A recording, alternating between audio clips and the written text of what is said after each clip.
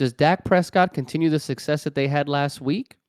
Or does Brock Purdy continue to ride this wave and carry this defense into an NFC championship berth? Oh, I'm going with the 49ers all day in this one.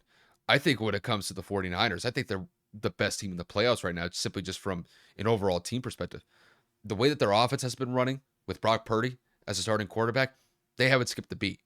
And as far as I see it, I mean, Kev, he hasn't lost a game yet. In relief for Jimmy G, he's been nothing short of phenomenal. And you tie that with what the defense does, basically on a game in, game out basis. I'd be hard pressed to pick any other team to go up against the 49ers right now and beat them. And even though the Cowboys, they have a shot to win this game, I just don't see it happening in this one. And I will say, when it comes to the Cowboys, they had a phenomenal performance last week against the Buccaneers. Honestly, that may have been one of the best games I've seen Dak Prescott play.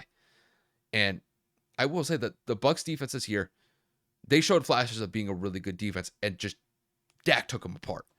Dak was phenomenal in that game.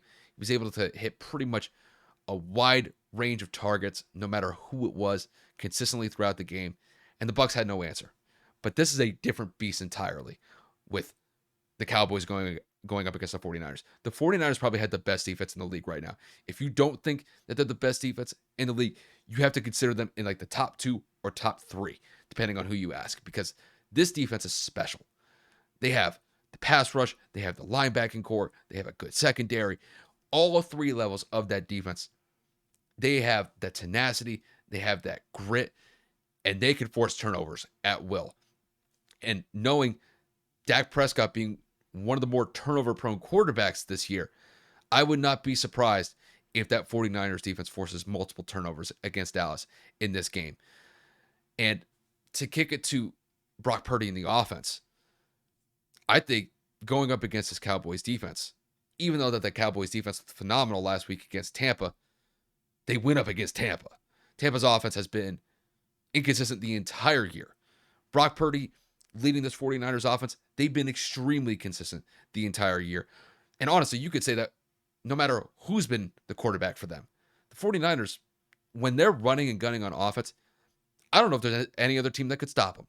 And last week, they proved it once again that they can really attack a defense in any way, shape, or form.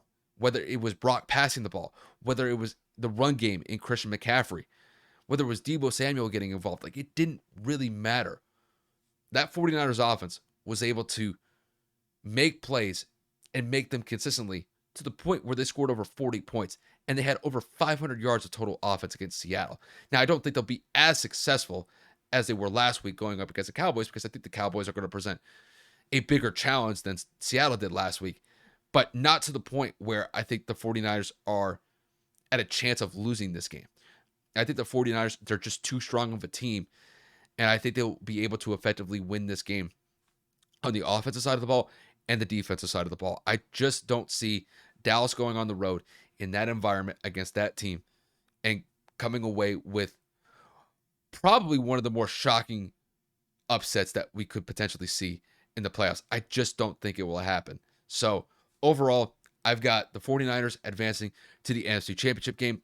If I had to put a score on it, I will say that they win this one by about 7 to maybe 10 points. I think there is a chance that this game could be a 14-point win for the 49ers. I'm not going to go to that extent. I think if they really force a decent amount of turnovers against the Cowboys, then maybe it trends in that direction. But I'm going to go up with the safer pick here. I think they win by about 7 to 10 points. If I had to put a score on it, I'm going to say they win this one by the score of 34 to 24. Like I said, I think the 49ers are one of the best teams in the playoffs right now. To me, I think they are the best team in the playoffs right now. And I think they have a really good shot to make the Super Bowl with the roster that they have. This team is loaded. I don't think the Cowboys are going to be able to stop it. And who knows? There may not be a team that could slow the 49ers down at this point. That's how good they are. And I think they will advance to the NFC Championship game because of that. So I'm going to mirror my partner here. I have absolutely 0% chance of the Dallas Cowboys coming out victorious. And people want to make the argument, well, the Giants beat the Vikings, and the Vikings are one of the worst defensive teams in the league. You beat arguably the worst offensive team in the entire postseason. You beat a 45-year-old diminishing Tom Brady. You beat an offensive line that has been riddled with injuries and arguably, if not factually, the worst offensive tackle in the NFL. You beat the worst rushing attack in the NFL. You beat the only team in the postseason that had an under 500 record. Congratulations. You beat a road opponent. That road opponent happened to be the Tampa Bay Buccaneers. If you are going to critique the Giants, you got to be able to take the criticism yourself. That offense hasn't been able to get into a rhythm whatsoever all season long. The offensive line hasn't been able to protect Tom Brady, and there have been flashes to show that Tom Brady has finally started to take a slight decline. Now, this is not about the Buccaneers. I'm just letting everybody know Dallas beat a pretty shitty team in Tampa. This is not a shitty team. This is the best team in the postseason. Yes, they are led by a rookie, but they also have the league's best defense right behind them. They also have the league's probably brightest offensive mind in Kyle Shanahan, who has shown, I can do this with anybody. Jimmy G, Trey Lance, a rookie, Brock Purdy, the last pick in the draft. I will continue to remind people, Mr. Irrelevant. He's successful. Anybody can be successful in this offense. Hey, Christian McCaffrey, potential comeback player of the year. Yeah, he's back. He's 100%. Hey, Deebo Samuel, one of the most dynamic playmakers in the league. Yeah, he's healthy. Oh, George Kittle, one of the best tight ends right behind Travis Kelce in the entire NFL. Oh, that's right. They have him too. Oh, there's somebody else I'm forgetting. Oh, he has a brother. He plays for the Chart. Oh, that's right. The defensive player of the year, Nick Bo. Yeah, he's there too. Stop me when I get annoying because this is the point I'm trying to make. Dallas is up against a juggernaut. Dallas is going to try to ride this emotional high. There's not an emotional high to ride. You beat a crappy team. Dak Prescott leads the league, or is tied for the league, in turnovers in terms of interceptions. 23 touchdowns, 15 interceptions. It's a pretty bad ratio if you ask me. Oh, well, he missed 5 games. That could have evened out, or that could have gotten even worse. So the argument goes back and forth. If is a very big word when it comes to sports because it's 50% positive, 50% negative.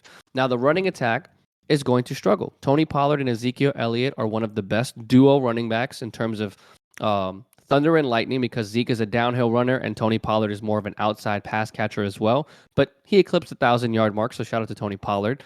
San Francisco has the best rush defense in the NFL. Point blank period. So good luck with that. And at the end of the day, I think Dak Prescott is going to have at least a turnover or two. I think that they are going to absolutely annihilate that offensive line in a multitude of different ways. They have multiple blitz packages.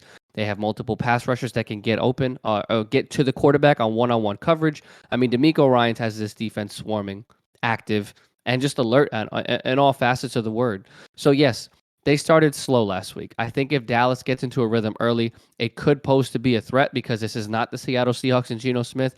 Dak Prescott showed last week that he can lead an offense. Again, I will preview that with this being one of the worst defense, with one of the worst teams in the league and getting multiple opportunities. But the Bucs defense, that is no chump defense. They're definitely a little bit better than average. So I will say that was an impressive feat. San Francisco needs to assert their dominance at the beginning of this game. They need to find a way to create a turnover or keep Dak off of his game. Because if you leave this defense on the field long enough, like anything else, yes, they are number one. They will get tired. Time of possession will start to increase. The offense for the 49ers will get cold. Brock Purdy may make a mistake. One of the best corners in the NFL is on the Dallas Cowboys defense, and that's Trayvon Diggs. Now, whether he decides to cover Deebo Samuel the whole game, they decide to use him in coverage. They put him matched up against George Kittle. I don't know. But all I know is if Brock Purdy finds a way to struggle, that inexperience starts to settle in, Dallas could make this game competitive. I don't think that they will, but there are possibilities. San Fran needs to put their foot on the gas pedal immediately, and they need to show Dallas who's boss. But I do have the 49ers winning, similarly like my partner, 7 to 10 points. It could become a blowout, but just for this respect of the offense that Dallas has, and if they were to get going a little early, like San Francisco started off pretty slow last week, I think this could end up being a competitive game.